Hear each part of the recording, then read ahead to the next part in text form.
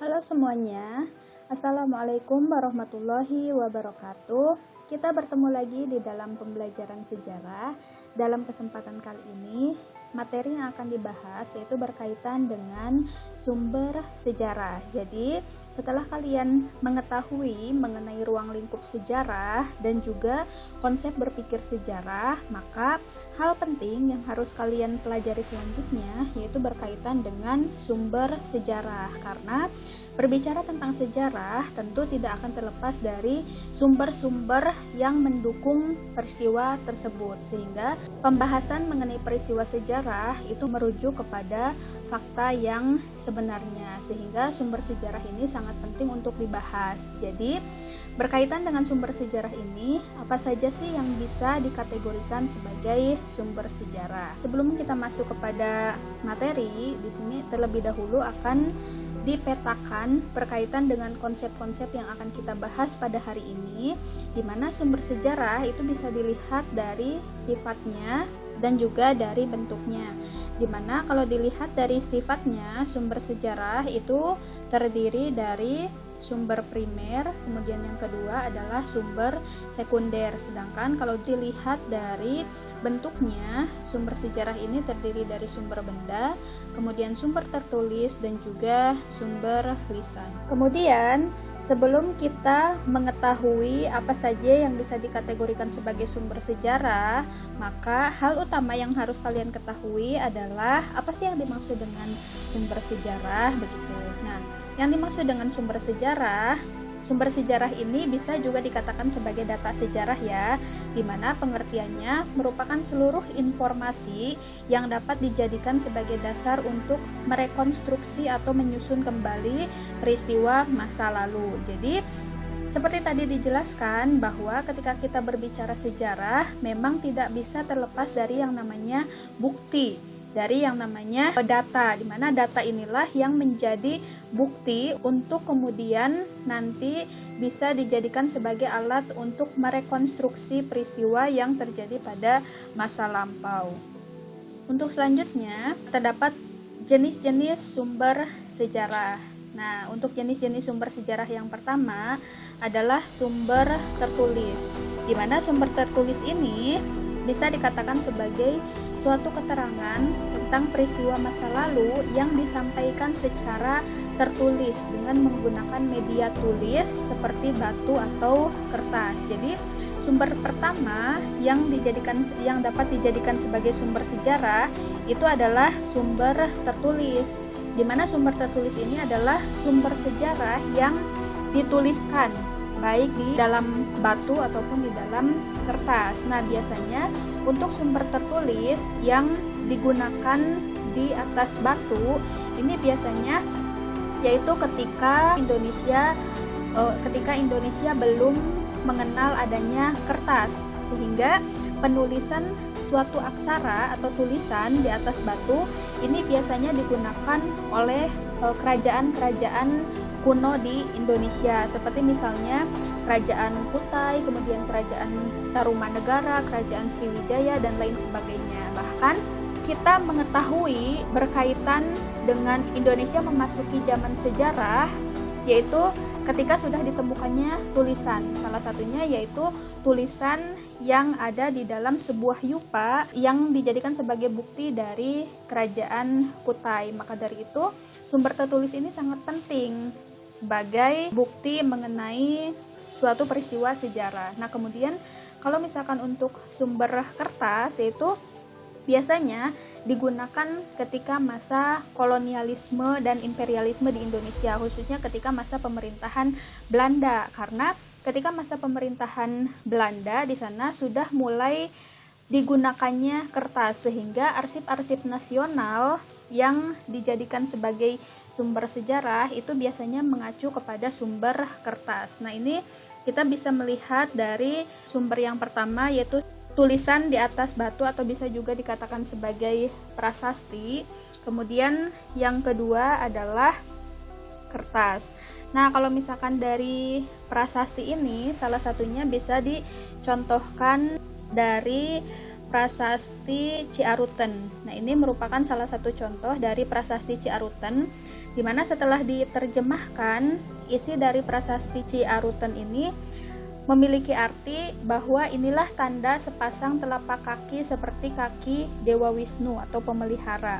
Ialah telapak yang mulia Sang Purnawarman, raja di negeri Taruma, raja yang gagah berani di dunia. Nah, di sini kan kenapa bisa dijadikan sebagai sumber sejarah? Karena berarti di sini ada seorang raja yaitu Purnawarman, dan dia bisa disebut sebagai seorang raja seperti Dewa Wisnu. Jadi di sini sejarawan itu bisa menyimpulkan bahwasanya raja-raja di masa lampau itu bisa dikategorikan atau bahkan perwakilan dewa di muka bumi. Jadi itulah salah satu contoh mengapa dari sumber prasasti ini bisa dijadikan sebagai sumber sejarah. Untuk selanjutnya, mengenai sumber lisan.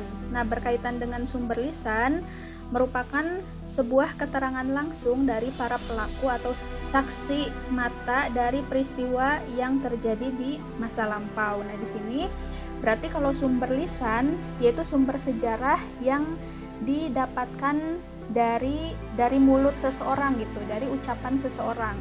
Makanya di sini bisa dilihat dari segi pelaku sejarah ataupun saksi mata sejarah. Ini maksudnya saksi mata ya. Nah, kita harus bisa membedakan antara pelaku sejarah dengan saksi mata sejarah.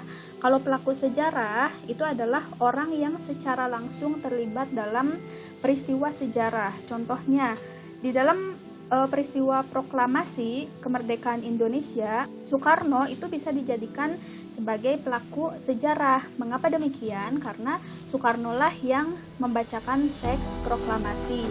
Itu yang dinamakan dengan pelaku sejarah. Nah, sedangkan untuk saksi mata atau saksi sejarah adalah orang yang mengetahui suatu peristiwa sejarah tetapi tidak terlibat secara langsung di dalam peristiwa tersebut. Misalnya kalian punya kakek gitu, dimana kakek kalian itu hidup ketika masa proklamasi kemerdekaan Indonesia. Nah, kemudian kakek kalian itu melihat ketika peristiwa proklamasi kemerdekaan Indonesia. Nah, itu bisa dikatakan sebagai saksi sejarah, dimana kakek kalian itu mengetahui peristiwa proklamasi tersebut namun tidak terlibat secara langsung di dalam peristiwa tersebut, hanya melihat saja begitu. Jadi itulah yang dinamakan dengan saksi sejarah. Jadi sumber sejarah ini kita bisa memperolehnya dari pelaku sejarah ataupun saksi sejarah. Biasanya diperoleh data-datanya atau informasi-informasinya dengan melalui wawancara. Untuk selanjutnya ada sumber benda. Nah, sumber benda ini juga bisa dikategorikan sebagai artefak, di mana artefak ini merupakan benda-benda atau benda-benda peninggalan sejarah yang bisa dipindahkan begitu.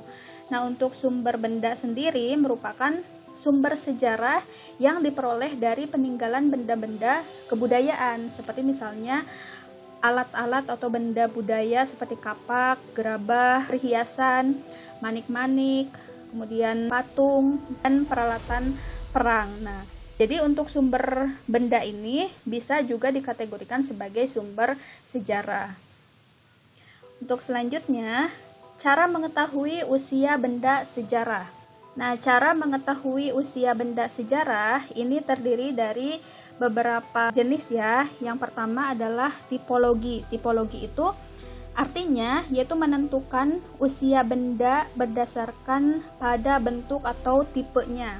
Misalkan kalian meneliti berkaitan dengan peninggalan-peninggalan zaman masa praaksara. Nah, di sana kan di zaman masa praaksara itu terdiri dari beberapa zaman kan, seperti zaman Paleolitikum, Mesolitikum, Neolitikum, sampai kemudian Megalitikum. Nah, di sini kalau seorang peneliti untuk mengetahui usia benda sejarah itu bisa dilihat dari segi tipologi, yaitu dari bentuk atau jenis benda yang ditemukan. Dan misalnya contohnya yaitu benda peninggalan zaman Paleolitikum itu kan memang umumnya yang ditemukan itu dalam bentuk batu, tapi dari segi jenisnya itu memiliki jenis yang berbeda. Seperti misalnya batu peninggalan di zaman Paleolitikum, batunya itu masih kasar. Nah, sedangkan batu peninggalan di zaman Neolitikum ini sudah dihaluskan, sudah halus, bahkan sudah memiliki tangkai dan lain sebagainya. Nah, ini kan berarti ada perbedaan dalam segi penggunaan dan juga ada perbedaan dalam segi pembuatan, di mana pembuatan dan penggunaan tersebut juga dikategorikan kepada perkembangan pola pikir manusia yang membuatnya. Nah, ini dilihat dari segi tipologi atau jenisnya atau tipenya. Kemudian yang kedua, cara mengetahui usia benda sejarah itu dalam bentuk stratigrafi. Kalau stratigrafi yaitu menentukan usia benda berdasarkan usia lapisan tanah di mana tempat benda tersebut ditemukan. Nah, di sini kan kalau tanah itu terdiri dari beberapa lapisan ya, dan biasanya kalau benda itu ditemukan, misalnya benda sejarah itu ditemukan di lapisan tanah paling bawah. Nah, itu berarti kan menunjukkan bahwa benda tersebut memiliki usia yang lebih tua. Nah, sedangkan ketika benda sejarah itu ditemukan di lapisan ketiga, berarti usianya juga berbeda dengan usia benda yang ditemukan di lapisan tanah paling bawah. Jadi semakin bawah benda sejarah ditemukan di lapisan tanah, maka usia benda tersebut semakin tua, dan semakin atas benda sejarah ditemukan, maka usia benda tersebut semakin muda. Nah, itu dilihat dari usia lapisan tanah. Kemudian untuk mengetahui usia benda sejarah yang ketiga, yaitu dalam bentuk kimiawi, di mana unsur-unsur kimia yang ada di dalam benda tersebut. Misalnya, kalian menemukan sebuah benda di mana benda tersebut ada di lapisan tanah paling bawah, tapi kita tidak bisa mengetahui seberapa lama usia benda tersebut. Maka bisa dilihat dari unsur-unsur kimia yang terkandung di dalam benda tersebut dengan melihat unsur kimia yang biasanya dihitung, yaitu radiokarbon. Biasanya karbon 14. Jadi karbon 14 ini yang biasanya digunakan oleh para peneliti sejarah untuk mengetahui seberapa lama benda tersebut terkubur di dalam tanah. Nah, untuk selanjutnya, ini tugas yang pertama dalam pembelajaran hari ini, yaitu tugasnya untuk mendapatkan sumber sejarah yang berkualitas itu diperlukan ilmu-ilmu bantu sejarah. Jadi, ketika para peneliti sejarah melakukan penelitian terhadap sejarah, itu tidak murni hanya menggunakan ilmu sejarah saja, tapi diperlukan adanya ilmu bantu lain. Seperti misalnya ilmu geografi, ilmu sosiologi, dan selebihnya silahkan kalian cari lebih mendalam, di mana ilmu-ilmu bantu tersebut digunakan untuk membantu para peneliti untuk menjelaskan lebih mendalam tentang peristiwa-peristiwa yang dikaji oleh para peneliti sejarah. Nah, kemudian setelah kalian mencari berkaitan dengan ilmu bantu tersebut, kemudian kalian jelaskan.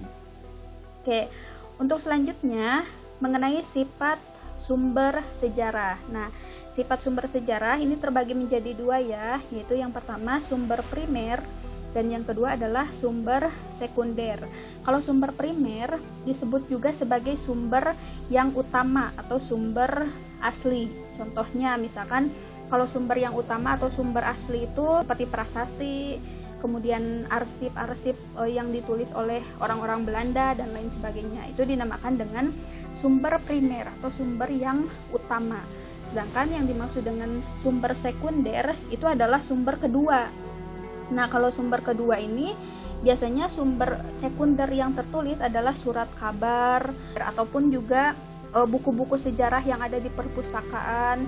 Itu bisa dikatakan juga sebagai sumber sekunder karena para sejarawan meneliti terkait peristiwa sejarah itu menggunakan sumber primer yang kemudian karyanya itu bisa dikategorikan sebagai sumber sekunder. Untuk selanjutnya, yang bisa dikategorikan sebagai sumber sejarah itu adalah fosil. Nah, fosil ini kalian bisa melihat gambarnya ya. Ada fosil dinosaurus, kemudian ada fosil manusia. Nah, sekarang apa sih yang dimaksud dengan fosil? Nah, fosil ini adalah sisa-sisa atau bekas-bekas makhluk hidup yang menjadi batu atau mineral. Tapi tidak semua yang sudah menjadi tulang belulang, yang sudah menjadi batuan, tulang belulang yang mengeras atau yang sudah menjadi mineral itu bisa dikatakan fosil. Karena untuk dikatakan sebagai fosil ini ada syarat-syaratnya. Yang pertama adalah sisa-sisa organisme. Jadi harus betul-betul sisa-sisa dari makhluk hidup, kemudian terawetkan secara alamiah. Jadi bukan diawetkan sengaja oleh manusia, misalkan dengan adanya pembalseman atau pemumian yang dilakukan oleh orang-orang Mesir misalkan.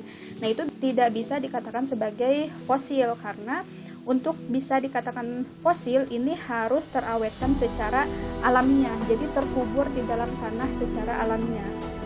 Kemudian yang ketiga, pada umumnya padat dan keras. Jadi karena adanya faktor-faktor atau campur baur dari unsur-unsur di dalam tanah itu, sehingga yang menjadikan fosil itu bisa menjadi padat dan juga keras. Kemudian syarat yang terakhir bisa dikatakan fosil, yaitu ketika peninggalan tersebut atau benda-benda tersebut sudah terkubur selama 11.000 tahun. Nah, itu baru bisa dikatakan sebagai fosil. Nah, untuk selanjutnya, bukti tekstual. Nah, ini bukti tekstual ini juga bisa dikatakan sebagai salah satu sumber sejarah, di mana bukti tekstual yang pertama itu adalah dokumen pribadi.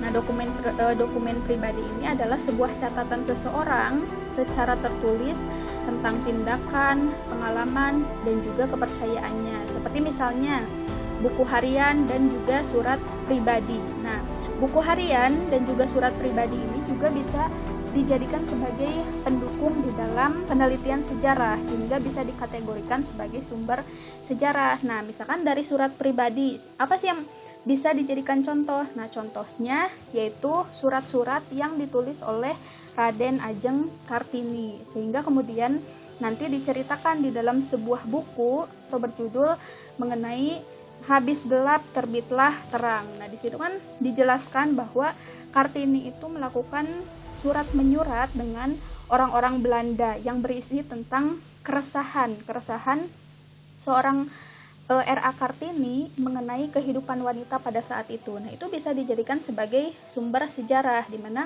surat pribadi tersebut bisa dikategorikan sebagai sumber sejarah. Kemudian yang kedua, yaitu bukti tekstual berkaitan dengan dokumen resmi. Nah, kalau dokumen resmi ini adalah sumber tertulis mengenai keterangan penting atas sebuah informasi, seperti misalnya koran atau majalah dan keputusan pimpinan atau keputusan presiden. Nah, ini dulu banyak sekali koran-koran atau majalah-majalah yang ditulis baik itu oleh pemerintahan Belanda ataupun oleh orang-orang Indonesia yang menyuarakan mengenai keinginannya menjadi sebuah negara dan bangsa yang merdeka. Nah, ini juga bisa dikategorikan sebagai sumber sejarah, bahwasanya masyarakat Indonesia memang sejak zaman dahulu itu menginginkan adanya kemerdekaan dari penjajahan Belanda. Untuk selanjutnya yaitu tradisi lisan. Nah, tradisi lisan ini merupakan juga sebuah tradisi yang bisa dikategorikan sebagai sumber sejarah. Jadi sumber sejarah itu tidak hanya bisa dilihat dari sumber tertulis, kemudian sumber lisan, kemudian sumber benda. Nah, di sini kalian harus bisa membedakan antara sumber lisan dengan tradisi lisan. Kalau sumber lisan itu adalah sumber sejarah yang diperoleh dari pelaku sejarah atau juga saksi mata sejarah. Tetapi kalau tradisi lisan ini bisa dikategorikan menjadi dua pengertian, yaitu dilihat dari prosesnya dan juga dilihat dari bentuknya. Kalau dilihat dari prosesnya, yaitu terkait dengan kebiasaan masyarakat menyampaikan pengalaman hidup melalui bahasa lisan. Jadi untuk tradisi lisan ini sebetulnya digunakan oleh masyarakat Indonesia ketika mereka belum mengenal tulisan. Tapi walaupun mereka belum mengenal tulisan, tapi mereka berpikir bahwa ada sesuatu hal dalam kehidupan mereka yang perlu untuk disampaikan kepada generasi berikutnya, wajib diwariskan kepada generasi berikutnya. Tapi bagaimana caranya? Karena kan mereka belum mengenal tulisan. Nah, makanya salah satu caranya yaitu dengan disampaikan secara lisan. Maka proses ini yaitu berkaitan dengan kebiasaan masyarakat dalam menyampaikan petuah-petuah secara lisan yang disampaikan kepada generasi berikutnya. Nah, produknya dalam bentuk produk apa? Nah, seperti misalnya legenda, kemudian folklore, kisah, ataupun mitos. Jadi, ini petuah-petuah tersebut kemudian diwariskan ke generasi berikutnya dalam bentuk legenda, ataupun folklore, ataupun kisah, ataupun mitos. Makanya di Indonesia itu kan banyak sekali legenda-legenda ya, seperti legenda Sangkuriang, kemudian legenda Danau Toba dan lain sebagainya. Dan biasanya untuk legenda-legenda atau folklore, kisah dan mitos itu memang di dalamnya memiliki nilai-nilai, memiliki pesan-pesan yang diwariskan kepada para pendengar. Sehingga di sini tradisi lisan bisa disimpulkan bahwa tradisi lisan itu adalah pengungkapan secara lisan yang disampaikan dengan kata-kata dari satu generasi ke generasi berikutnya. Jadi untuk selanjutnya memang tradisi lisan ini biasanya sekarang masih digunakan baik itu sebagai dongeng ataupun sebagainya. Jadi untuk mewariskan tradisi lisan itu tidak hanya disampaikan secara lisan, tapi sudah banyak juga tradisi lisan yang kemudian dituliskan. Tujuannya untuk apa? Yaitu untuk supaya tradisi lisan tersebut tidak hilang di telan waktu. Kemudian, nah ini tugas yang kedua.